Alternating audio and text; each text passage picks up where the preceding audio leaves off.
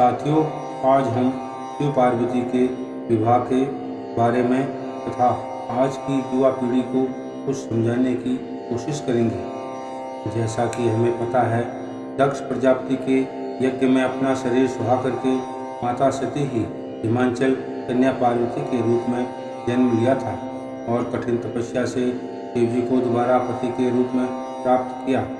साथियों, जैसा कि हम सभी को पता है, विवाह का असली मतलब और विवाह से पूर्व हम अच्छी तरह से एक दूसरे को विवाह की परिभाषा के बारे में बताते हैं, परंतु विवाह होने के कुछ समय बाद हम विवाह को गुड्डे गुड़ियों का खेल समझने लगते हैं, जैसे कि आज किया और कल छोड़ा। यहाँ मैं एक बात याद दिलाना चाहता हूँ, माता सती अपने पति भगवान शंकर की निंदा नहीं सुन सकी और अपने ही पिता द्वारा किया जा रहा यज्ञ में अपने शरीर का त्याग कर दिया और शिव जी का भी बलिदान सोचने योग्य। वह सती माता का हाथ जला शव हाथों में लेकर पूरे भूमंडल पर पागलों की तरह घूमने लगे। फिर सृष्टि के कल्याण हेतु भगवान विष्णु ने माता सती के शव सुदर्शन चक्र से टुकड़े टुकड़े कर दिए। वह टुकड़े जहाँ जहाँ गिरे शक्तिपीठ के नाम से प्रसिद्ध हुए। इसी तरह विवाह दो पवित्र आत्माओं का एक सुंदर मिलन है। इसमें भी कभी कभी कड़वापन या अहम आने की कोशिश करता है। इस रिश्ते की यही तो एक सुंदरता है।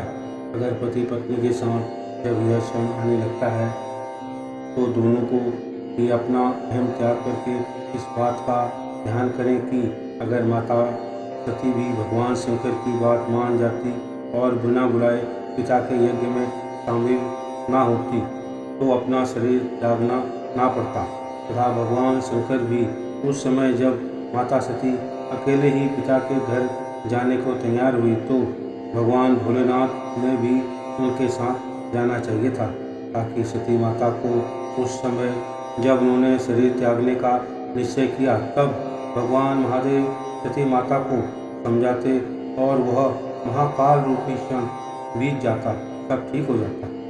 साथियों, इसी तरह जब भी पति पत्नी के रिश्ते के बीच यह टकराव आ जाता है तो उस समय दोनों ने ही अपने विवाह के शुरुआती दिनों की याद ताज़ी करके आपस में ही अपना मतभेद सुलझा लेना चाहिए, ना कि किसी के द्वारा सलाह या हस्तक्षेप करवा करके, क्योंकि बाहरी व्यक्ति द्वारा सलाह लेकर भी दोनों आत्माएं पूरी तरह पवित्र नहीं होगी। यहाँ एक बात का पूरा ध्यान रखें कि मतभेदों को इतना ना बढ़ने दिया जाए कि उनका इलाज ना हो पाए।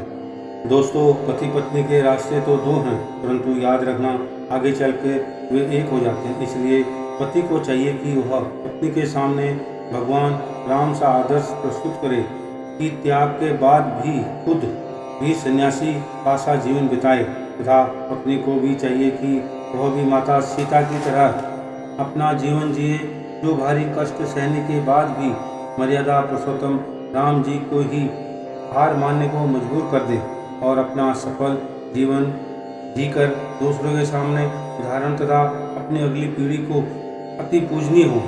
अतः मेरी सभी से यही गुजारिश है कि हम सभी को एक दूसरे की भावना की कद्र करनी चाहिए, ताकि ऐसी नौबत ना आ सके। अगर कभी एक गलती करता है तो दूसरा सहन कर ले, अगर दूसरा गलती करता है तो पहला सहन कर ले। सहन करना तो हम सभी मानव जाति का प्रथम कर्तव्य है। आपको यह लघु कथा कैसी लगी, अवश्य अपनी राय भेजने की कृपा करें। धन्यवाद।